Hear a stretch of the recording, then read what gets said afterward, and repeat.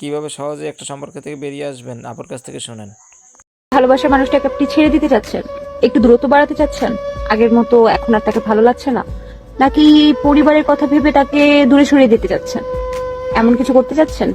তাহলে আসেন আপনাকে কিছু টিপস দেই। ধরুন আপনার কারোর সাথে রিলেশনশিপ ছিল, হঠাৎ করে আপনার মনে হলো যে রিলেশনশিপ থেকে আপনাকে অবশ্যই বের হতে হবে। আর তাছাড়া আপনি তো অনেক বিবেকবান মানুষ, আপনি তো যেন তেন কারণে তাকে ছেড়ে যেতে পারেন না, হুট করে তো তাকে ছেড়ে যেতে পারেন না। তাহলে কি করতে হবে? একটা কজ দেখাতে হবে যে তোমার কারণে আমি রিলেশনশিপ থেকে বের হয়ে আসছেন। প্রথমেই আপনি যেটা করবেন যে তাকে ইগনোর করা শুরু করুন। হঠাৎ করে তার সাথে কথা বলবেন না, ফোন দেবেন না, কোনো কিছু তোয়াক্কাই করবেন না, তার অপছন্দের কাজগুলো করতে থাকবেন।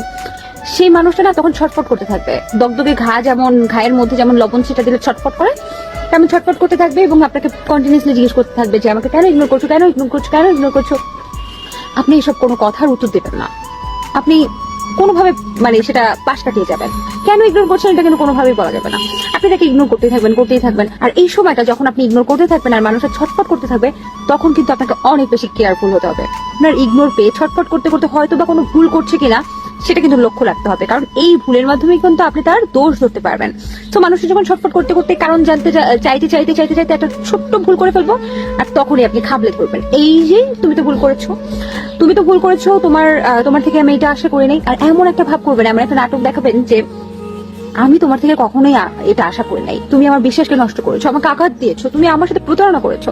তখন সেই মানুষটা আরো পাগল হয়ে যাবে, ভাববে যে মানসিক ভারসাম্যের মতো ভাববে যে আচ্ছা আমি কি সত্যি কোনো ভুল করেছি। সে মনে করবে সব মনে হয় আমারই ভুল, আপনাকে বোঝানোর চেষ্টা করবে, কিন্তু আপনি তো কোনোভাবে বুঝবেন না। তার এই অপরাধকে আর মাফ করা যায়? কারণ আপনি তো এই সুযোগেই ছিলেন যে তার অপরাধটা খুঁজে বের করা, তো আপনি তো পেয়ে গেলেন। তখন আপনি বলে দিবেন একটা পর্যায়ে যে তুমি যেহেতু আমার সাথে এরকম করেছো, তোমার সাথে আমি আর রিলেশনশিপ রাখতে চাই না। তখন যেটা হবে সেই মানুষটা হয়তোবা বুঝতেই পারবে না যে আপনি আসলে এত বড় পরিকল্পনাকারী, এবং তাকে আপনি এতটাই দোষারোপ করবেন যে শুধু লজ্জায় আর আপনাকে কিছু বলতেও পারবেন না। আর বলবে কোথা থেকে? আপনি তো সুযোগই দিবেন না বলার। অ্যাট লাস্ট আপনি যুদ্ধে জয়ী হলেন, আপনার যে পরিকল্পনা তাকে ছেড়ে দেওয়া সেটাও সফল হলো। সত্যি কথা বলতে এরকমের আপুর কথা মতন ধোকা দেওয়ার চাইতে আমি মনে করি তাকে সত্য বইলা কষ্ট দেওয়া অনেক ভালো। আপনারা কি মনে করেন হয়তো বা তা জানি না, কিন্তু আমার মনে হয় যে সত্য বইলে তাকে কষ্ট দেওয়া অনেক ভালো, মিথ্যা অভিনয় না করে। আপনাদের মতামত কমেন্টে জানাবেন এবং ভিডিওটা ভালো লাগলে লাইক, কমেন্ট এবং শেয়ার করবেন।